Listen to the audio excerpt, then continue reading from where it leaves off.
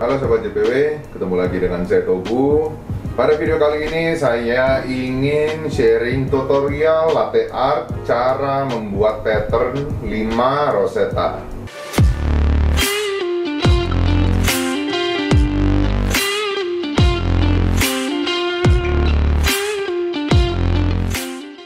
Oke, pada video kali ini saya ingin sharing cara membuat 5 Rosetta. Mungkin ini udah masuknya ke free pour ya, jadi udah bukan kayak kita wiggle-wiggle biasa lagi.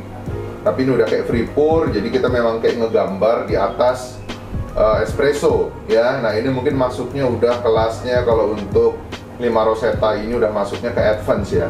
Nah ada beberapa tips kalau untuk kita mau buat free pour ya. Free pour itu kuncinya ada dua ya, ada di espressonya sama di steamnya ya. Jadi di espresso mixingnya itu ya sama steamnya. Jadi kalau untuk kita mau buat free pour, kita jangan melakukan pouring ya pada saat mixingnya belum 3/4.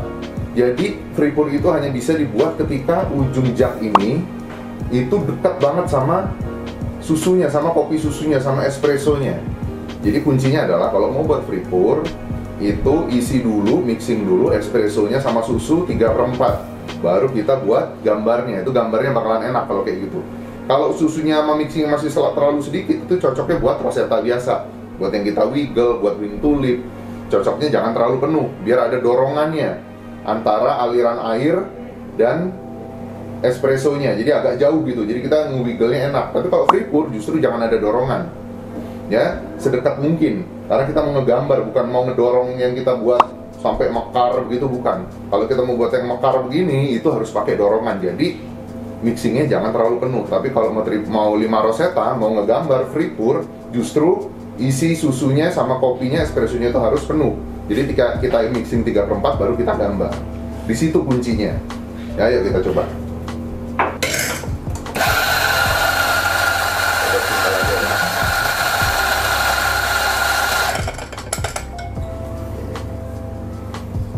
Temping, ini gua nggak timbang ya, ya kira-kira aja lah, ini kurang lebih 8-10 gram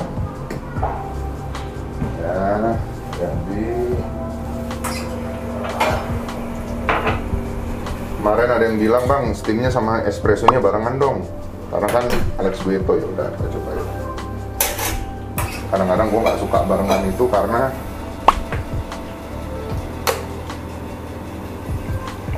ya nggak keburu nih kayaknya, gue belum nuang susunya, tapi nggak apa-apa. Coba.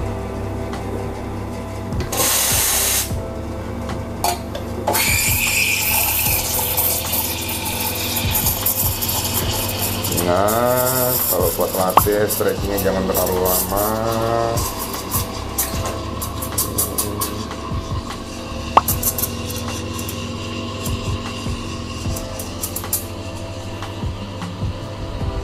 Espresso selesai di 26 ya? Ya. Oke, setelah suaranya tenang begini udah kita stabilkan lagi.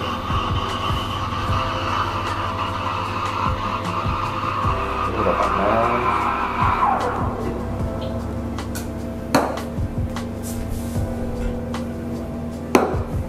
Oke. Nah, kalau untuk free pour, susunya sini deketan lagi. Susunya jangan terlalu penuh begini nih, kalau bisa benar-benar dipasin setengah ginian ya. Supaya dorongannya nggak terlalu banyak ya. Oke, nah sekarang kita mixing ya, kita buat 5 Rosetta. Mixingnya ingat agak penuh, 3/4. Oke, 1,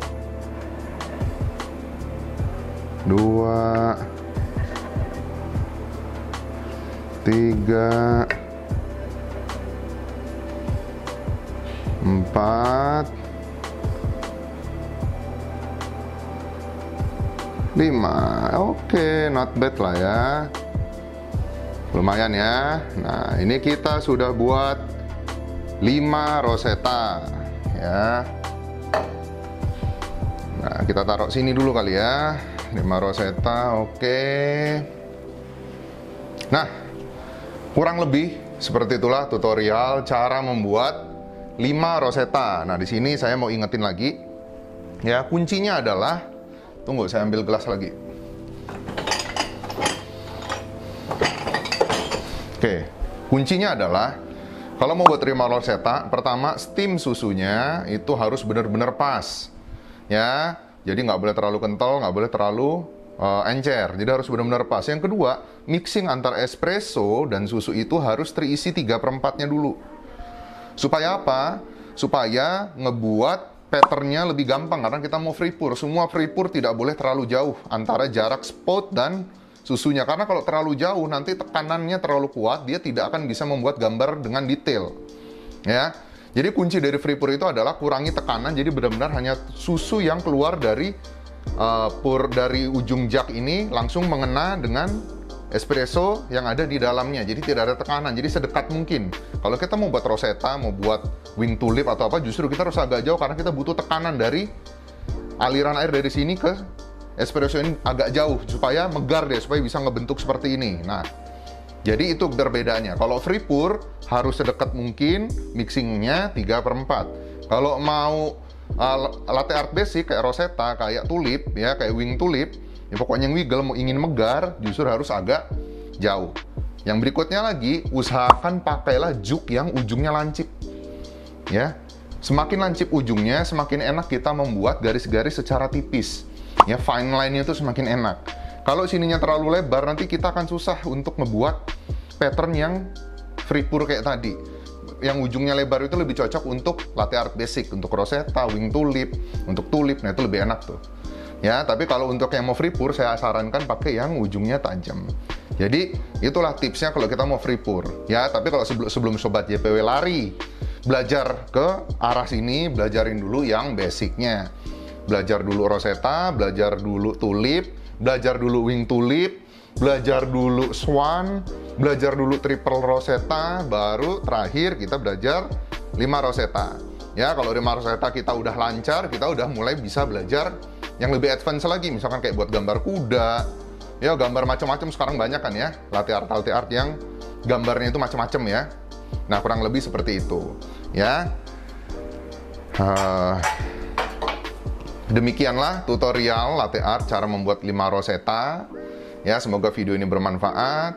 Ya, dukung terus channel YouTube JPW Indonesia dengan memberikan like dan subscribe.